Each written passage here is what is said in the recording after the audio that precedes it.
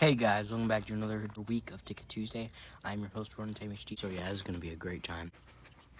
Hey guys, welcome back to another episode of Ticket Tuesday. We just got back from watching Ant-Man and Wasp: Quantumania. This is the newest installment in the MCU. This is, I'm assuming, the next phase. And finally, we're introducing the next villain of this arc, or next saga, whatever they want to call it. Kang. The Conqueror, maybe. Maybe it's not this version of Kang. It could be any version of Kang because there's a bunch of versions of him. Multiverse and whatever. I thought this movie was alright. So yeah, I wasn't a huge fan of this film. It was okay. I don't really know how to feel about it. But, it was just, I just feel like there was something that I didn't like about it. It's kind of, maybe I should describe it the house, but it was just kind of there. Like, I liked the end credit scenes, I liked the teases, and I liked Kang. I think he was my favorite part of the film. But overall, I just kind of felt like there was something that the film wasn't doing, and I do have an issue with this. The film was a little too jokey for me, and I didn't find it very funny. Comedy is subjective, I didn't find it very funny. But yeah, I guess I'll tell you why I didn't like this film, and more, back at the house. This is all my fault. You may not want her to watch this. We had a deal.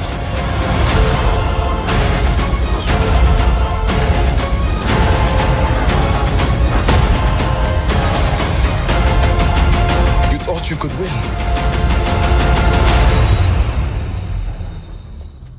I don't have to win. We both just have to lose. I'm sorry, Cassie.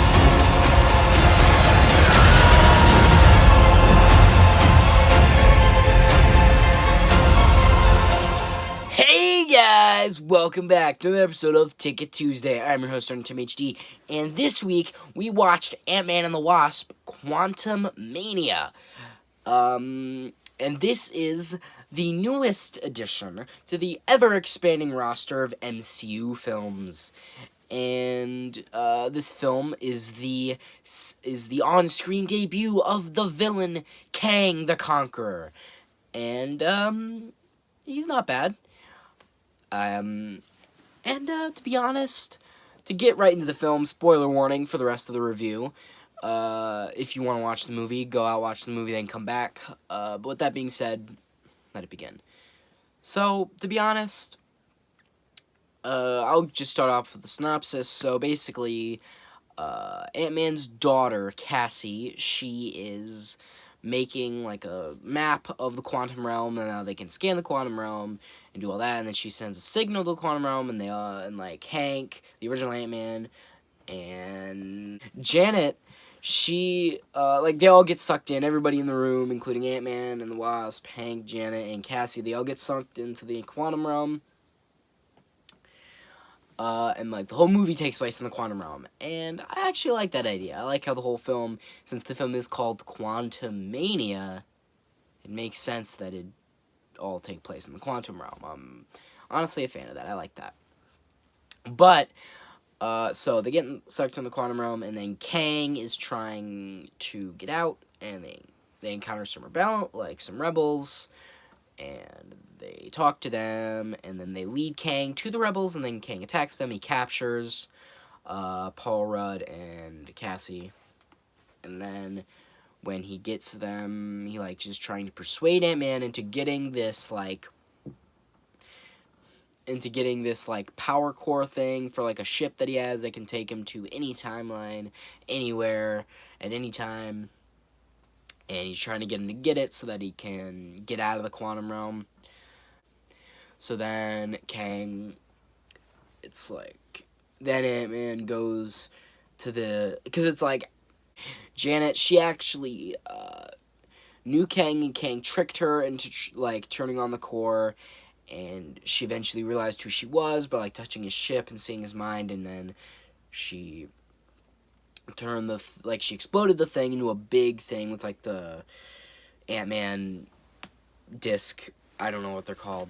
She slammed that, and she threw it on the ground, and then boom, it exploded in this giant like amalgamation, and Ant-Man goes in and he fixes it, and it looks like Kang wins, but he doesn't. And there's like a big final fight at the end of the movie, and he loses and he blows up, and he gets destroyed by ants.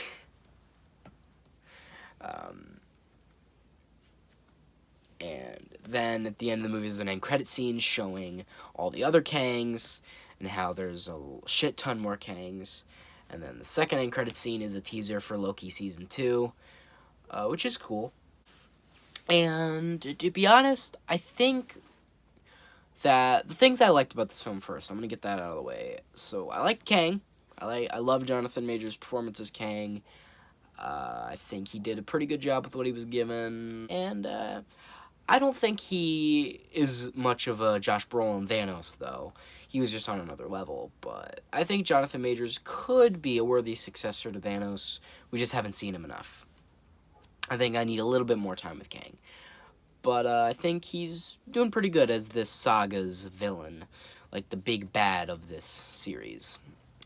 And also, I mean, I like Paul Rudd. Who doesn't? I mean, even Mark Ruffalo, when he was like the red carpet thing, he was like, "Is that Paul Rudd?" It's funny. But, yeah. I think, obviously, I love Paul Rudd. As I said, who doesn't love Paul Rudd? I think the world of the Quantum Realm was interesting. It was interesting to look at sometimes, and I feel like the world was somewhat endearing. I just wish it could have been explored a little bit better. And I think there was just some characters I didn't really care about, like the rebels. I didn't really care about them. They were just kind of there. And one of them, like, his head blowed up because, like, Kang killed him. I'm kind of like, who is this character? I don't know. But positives, yeah. I mean, I liked when Kang just flew down and started obliterating every single rebel. That was fun. Whenever Kang was just fucking everybody up, I had a big smile across my face because I love seeing, like, the big bad fuck people up. Then he would get his ass kicked, and I'm just like, I would just instantly stop. But yeah, I think now I'm gonna get into the things I didn't like so much. Now, MODOK.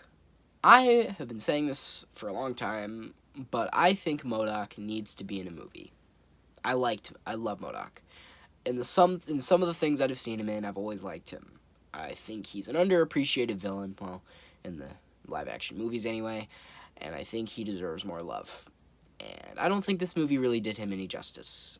I didn't really like the idea that MODOK was the Yellow Jacket, and, yeah, he just didn't really feel like a good MODOK to me. Like, MODOK is supposed to be this, like, evil genius, right? He's like, they kind of play MODOK off as like a joke in this movie, and I didn't like that. Yeah, I really didn't like how they turned MODOK into a stupid joke. Oh, you have a big head, you have little legs. Ugh. Like, there's more to MODOK's character than his look, you know. And I feel like the movie didn't really understand MODOK's character. And to be honest, I don't know much about MODOK, but I know this is not how MODOK is in other adaptations. Maybe I should do some studying, some research. Get to know the character more, but yeah.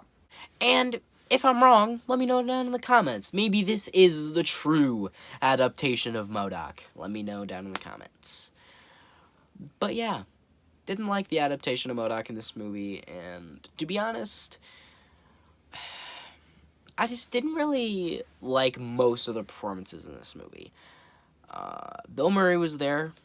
It's Bill fucking Murray, where can you go wrong there? But he wasn't really in it that much. He was okay. I feel like just everybody else felt kind of like they were phoning it in a bit. You know? And I get it. This is like, what, the 40th or whatever film in the franchise? I get that. In the MCU, whatever. But another thing that I don't like the film, or the modern MCU as a whole, I'm gonna segue. I just feel like I'm getting franchise fatigue. You know, back when Infinity War and Endgame was coming out, I was with it. I was going in, I was hyped. was going in, I was hyped, watching all of them. I was loving all the movies. I was going in, I was super excited for every film, even if it was like a stupid, really dumb movie. I was gonna watch it anyway. But this, after Endgame, I just feel like it drained, maybe even after Spider-Man No Way Home, it kind of drained all my hype juices out of me. And by the time after Doctor Strange came out, I've just been kind of losing all hype. The only film I'm really that excited for anymore is Deadpool 3. But every other movie I really couldn't care less about. And that's kind of sad, because I used to, like, fight tooth and nail. I used to love the MCU. I used to, like, defend it, and I loved it back when I was younger, like a couple years ago. And, I don't know. I just feel like I'm starting to not care anymore, which makes me sad, because I used to love these movies. And it just kind of shows how the films, to me, have transformed.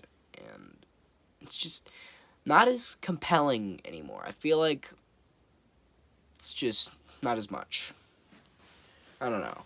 It's hard to explain, but yeah. Those are my 2 cents. So, would I recommend this film? I mean, if you're an MCU fan, probably. If you think you like it, if you're an MCU fan, yeah. If you're not an MCU fan, I don't even know why you would want to watch this movie, because this is... You definitely need to have seen, like, every other MCU movie before this. And, I just think...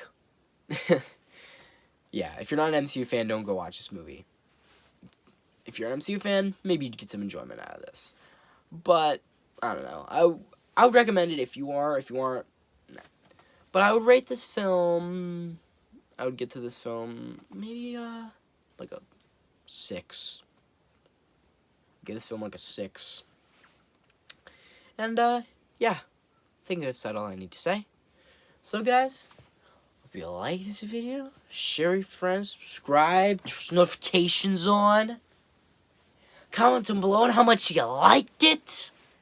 But, I didn't really mean that. What I really meant to say was, if you guys hated this video, unsubscribe, dislike, tell me how much you hate me in the comments. Signing off.